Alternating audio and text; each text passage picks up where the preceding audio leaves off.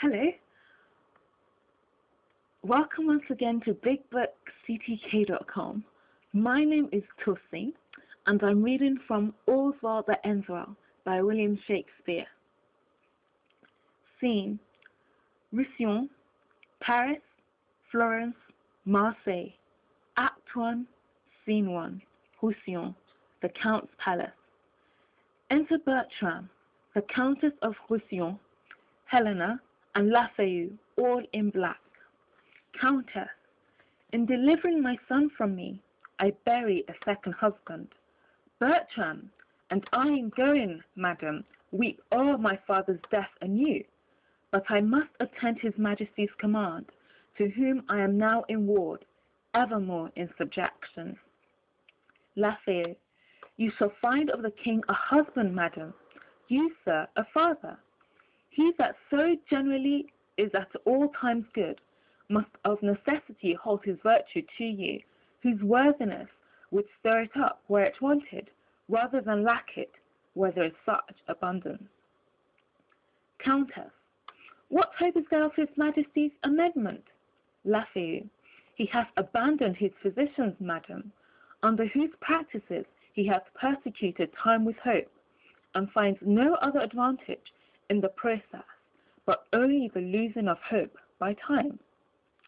Countess, this young gentlewoman had a father, oh, that had, how sad a passage 'tis, whose skill was almost as great as his honesty. Had it stretched so far, would have made nature immortal, and death should have play for lack of work. Would, for the king's sake, he were living. I think it would be the death of the king's disease. Lafayette, how called you the man you speak of, madam? Countess, he was famous, sir, in his profession, and it was his great right to be so, Gerard de Narbon. Lafayette, he was excellent indeed, madam. The king very lately spoke of him admiringly and mourningly. He was skilful enough to have lived still, if knowledge could be set up against mortality. Bertram, what is it, my good lord, the king languishes of? Lafayette, a fistula, my lord. Bertram, I heard not of it before.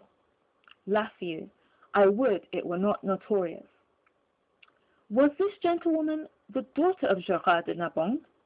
Countess, he sought his sole child, my lord, and bequeathed to my overlooking.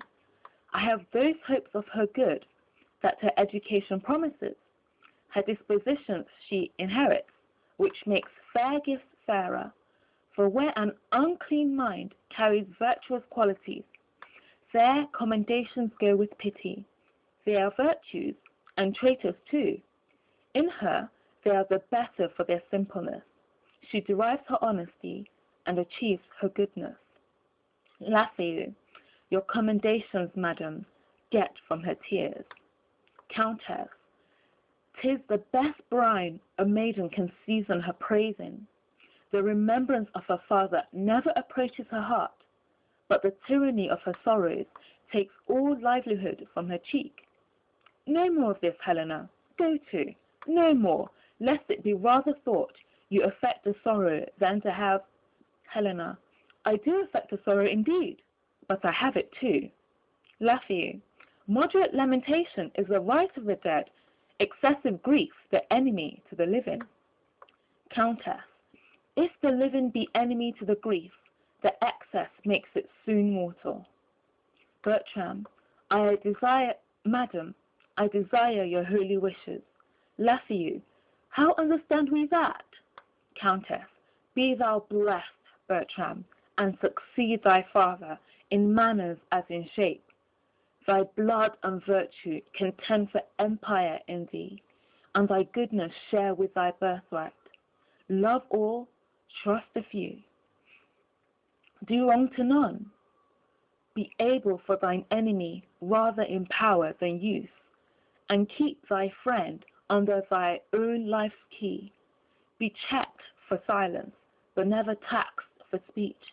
What heaven more will, that thee may furnish, and my prayers pluck down, fall on thy head, farewell, my lord.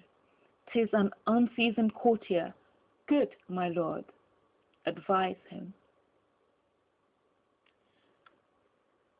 Thank you very much for watching. You've been listening to All's Well That Ends Well by William Shakespeare.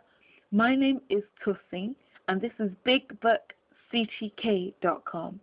Thank you very much, and bye for now.